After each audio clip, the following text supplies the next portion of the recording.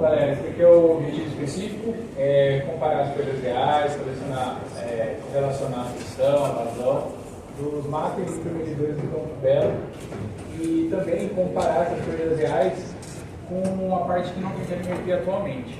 Pode passar para mim, por favor.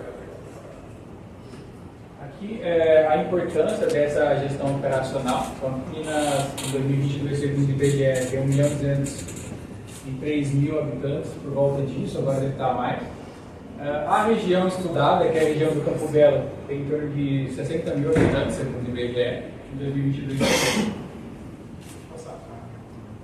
Aqui são alguns objetivos que eu coloquei na minha tese.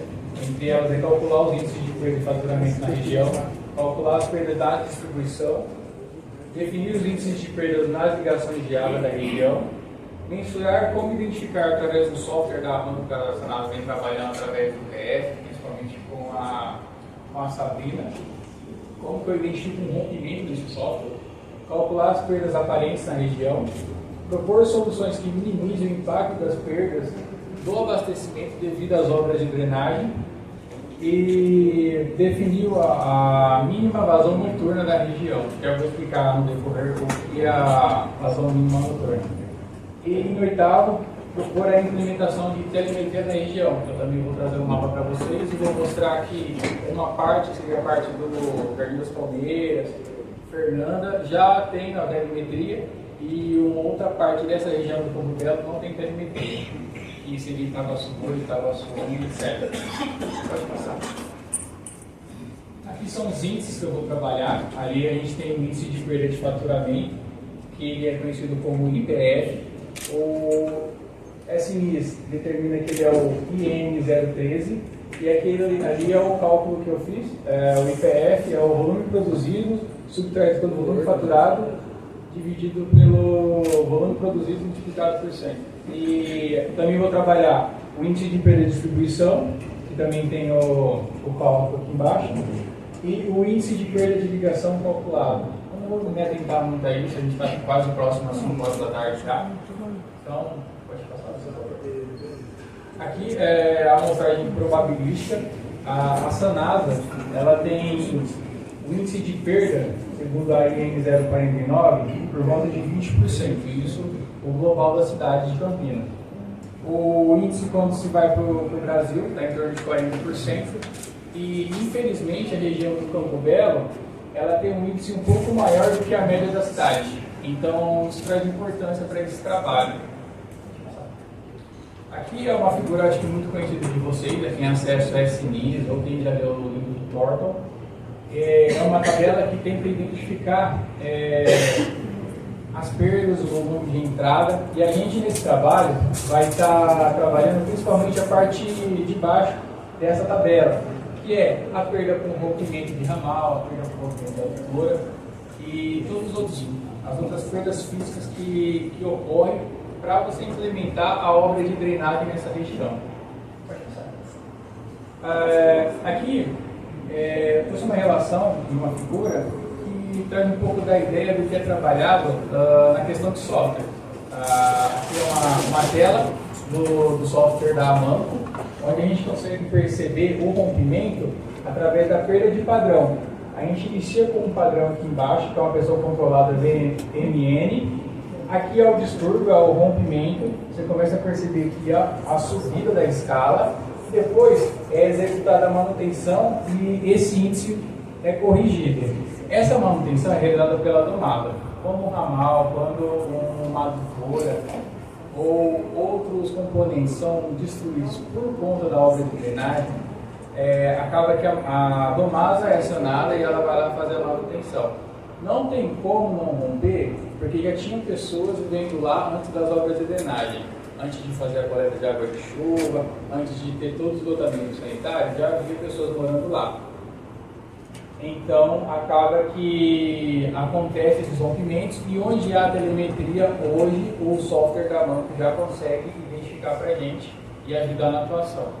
Pode passar. Aqui é o mapa da região, como eu falei para vocês.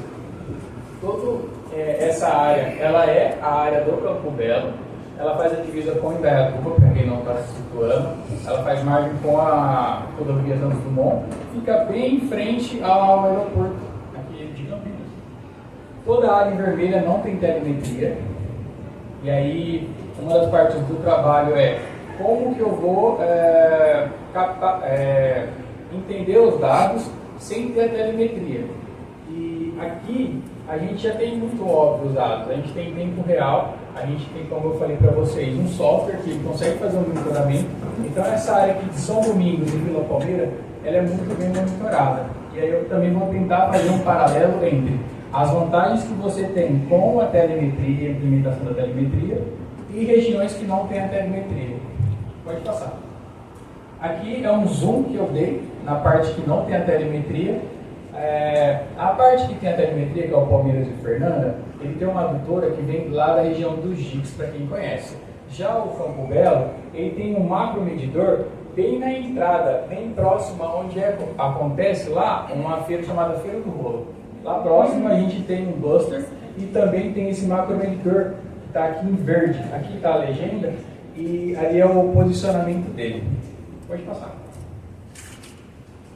Aqui eu vou explicar um pouco sobre o como que eu determinei, ou como que a literatura determina o que é uma vazão mínima noturna.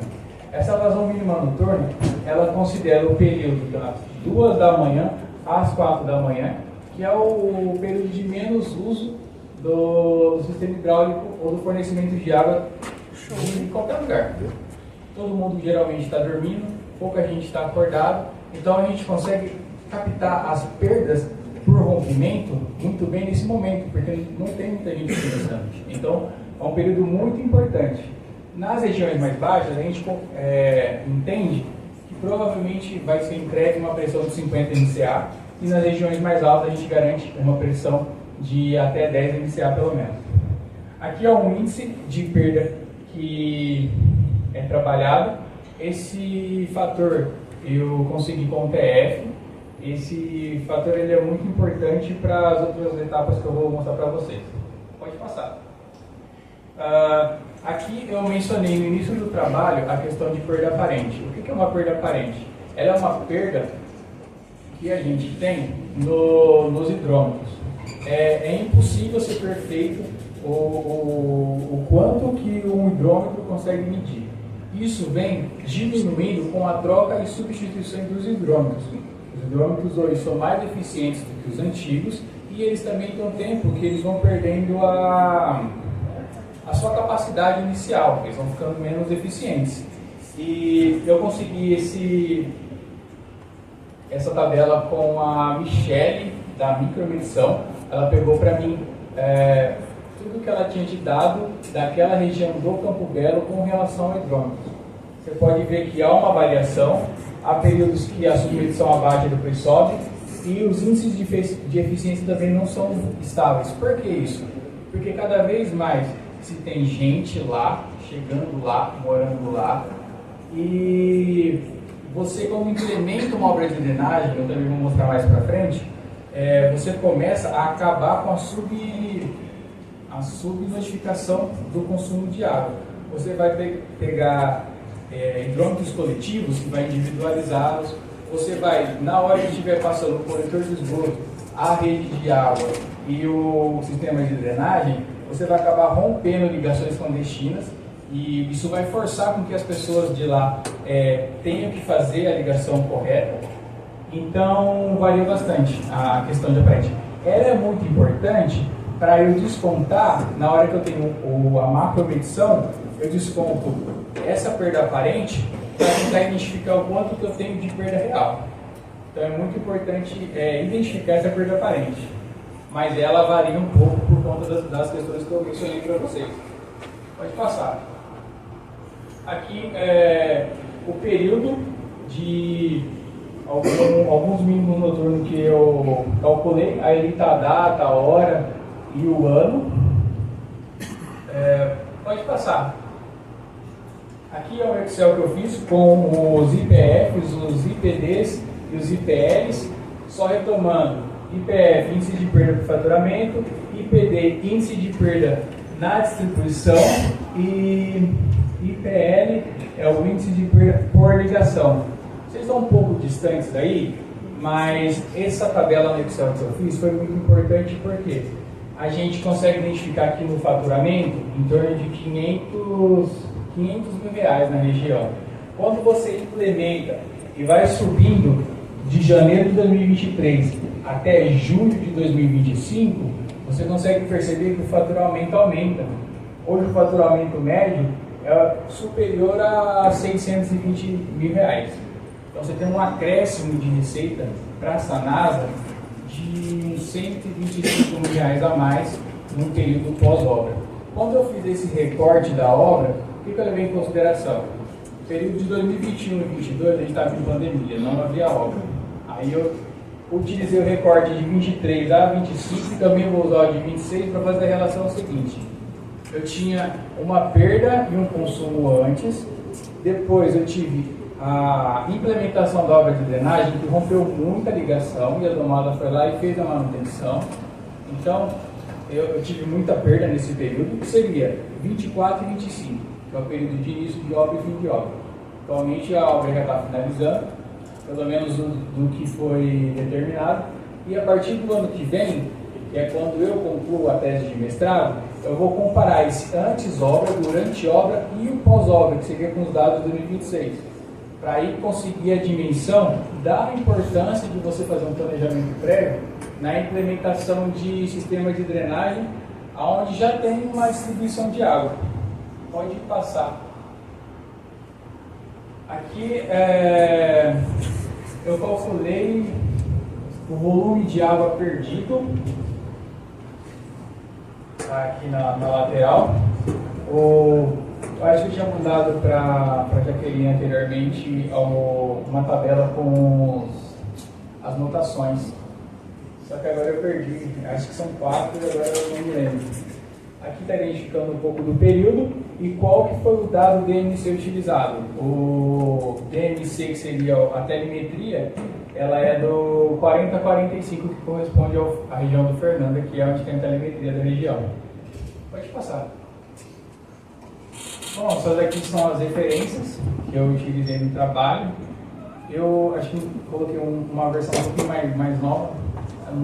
Acho que não vai ganhar acesso, mas basicamente é isso o trabalho. Espero estar aqui ano que vem no Integra, trazendo os resultados desse trabalho, tá, galera?